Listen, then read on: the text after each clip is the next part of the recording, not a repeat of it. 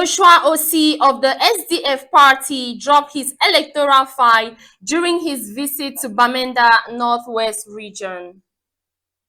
Shocking turn of events at Ilekam as two CPDM candidates stand in for presidential elections. The Full Gospel Women host a women's retreat in Boya, Southwest region. This and more in this newscast. Good evening, ladies and gentlemen, and thank you for joining us on this edition of the Primetime Newscast on Abakwa Television. For presentation, I am Ngashi Sharon. Let's kickstart the news with the attack of unknown gunmen carried out on some workers of the road construction company at the Bamenda 3 municipality. Sama Wesley tells us more. According to eyewitnesses, the sad situation occurred on Wednesday, 17 July 2025 at about midday when unknown gunmen stormed the Baele Road in Bamenda, which is under construction. They are reported to have shot multiple times in an attempt to scare the population. Meanwhile, the driver of an excavator working for the road construction company Buns was shot to the leg. Two others are said to have been kidnapped. Meanwhile, the excavator driver was rushed to a nearby hospital by some Good Samaritans. Security forces, however, arrived on the scene later to ensure calm, promising the perpetrators will be brought to book. It should be noted that this is the second incident of an attack on road workers. The first happened at the La Chance Bridge, Sumomankan, where an excavator driver was shot to death by yet to be identified gunmen. Still on news of attack, the divisional officer of Bamenda 2, Nicholas Kongo Manchang, was shot in the night breaking Thursday, 17th July in Limbe. According to official information at our disposal, the DO is currently receiving treatment in a health facility in Limbe and in a state of coma. Investigations have been opened. We will bring details in our next reports. And still on the next article, let's get the 70 divisional representatives from the 7 divisions at the Northwest Regional Assembly have scrutinized, make adjustments, and highlight projects ahead of the 2026 budget. Let's get details in this report. This follows the 2026 budgetary orientation debate with central theme under the 2025 June ordinary session at the Assembly. From Boyo Division, the divisional coordinator, Jude Wendim, said the division was first to evaluate all its peace and development initiative programs for Phase 1. He expressed the need for a project on tourism to be mature in Bello, other projects in the education and health sector. The divisional representative from Bui advocated for the consideration of some projects that had earlier been matured, which needs urgent attention. They talked about the construction of private wards in the district hospital of Jakiri and Oku, the purchase of an ambulance for Kumbo District Hospital, construction of classrooms in Tatum, rehabilitation of some schools, and the need for the 2026 budget to target a production of a land use plan for the division. For Menchum, the divisional coordinator salutes the fact that almost all subdivisions have projects built for Furu Awa, which they said should be looked into. The divisional representatives expressed appreciation for the Benakuma Health District Hospital that has been allocated to future in the 2026 investment plan of the Regional Assembly. Momo Division and Goketunja followed suit, while Mezam says there are plans for construction of a mortuary in Tuba, amongst others. And moving forward, Joshua Osi, the chairman and presidential candidate for the SDF party, during his recent visit in Bamenda, made a statement declaring that Cameroon no longer needs leaders over the age of 70. Staff lady for Miss Schneider tells us more. The opposition leader, Joshua Osi of the Social Democratic Front, was addressing supporters after submitting his candidacy documents for the October 2025 presidential elections at the regional headquarters of the Elections Cameroon in Bamenda. Joshua Osei chose to make a symbolic walk of over 3 kilometers from Customs Junction to the Elekam head office, accompanied by party militants, youth activists, and well-wishers in chants as a physical demonstration of readiness and strength to lead. Though he did not name names, his remarks, and I quote, "If a candidate doesn't work, then they are not fit for the job," sparked loud applause and chants from the crowd. Very important you understand that we have a political identity, and this identity takes us to our roots. And the headquarters of the Social Democratic Front are based here in Bamenda. So there was no other place we could have gone to deposit the file of the next president of Cameroon. So we need to check whether the candidate we are offering to the Cameroonian people is fit, because we don't want any president who is more than 70 years old again. If a candidate doesn't do the same thing, it means that he's not fit for the job. And we don't need anybody who's not fit for the job, because that job is the question. And was interpreted by many as a call for generational change and leadership, a common cry amongst the youths who make up the majority of Cameroon's population.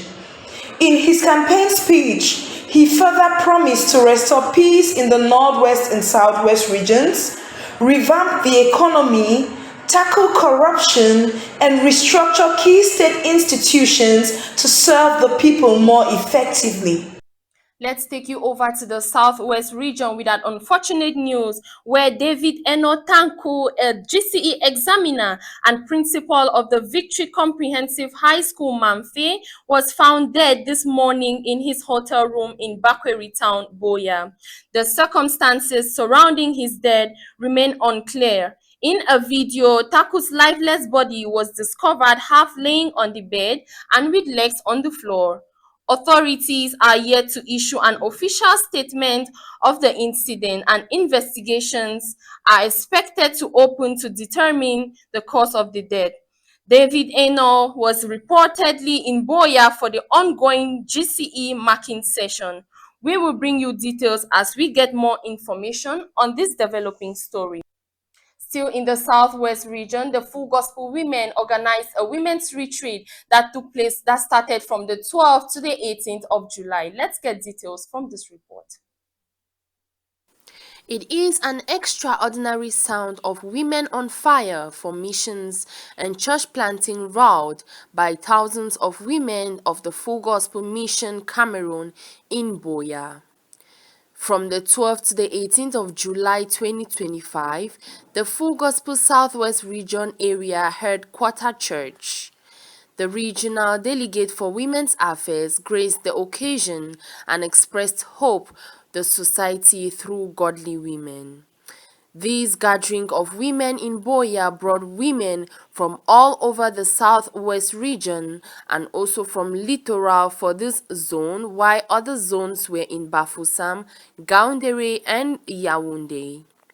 Women were challenged to consecration, submission, discipleship, church planting, kingdom service, amongst others. Boya Zone experienced a great grace in the Boya PCC women who break the denomination barrier to participate in the opening ceremony. Women have committed themselves to be relevant to the church, family, and nations.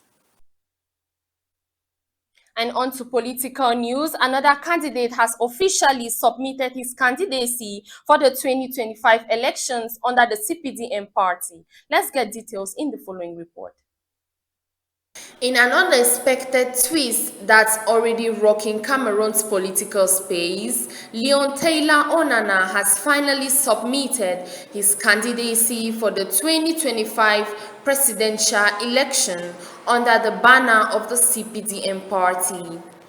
His candidacy was filed today at Elekam headquarters, sealed, stamped, and boldly presented as the CPDM candidate. If President Paul Biya is also running as CPDM's flag bearer, this means now that the CPDM party has two presidential candidates.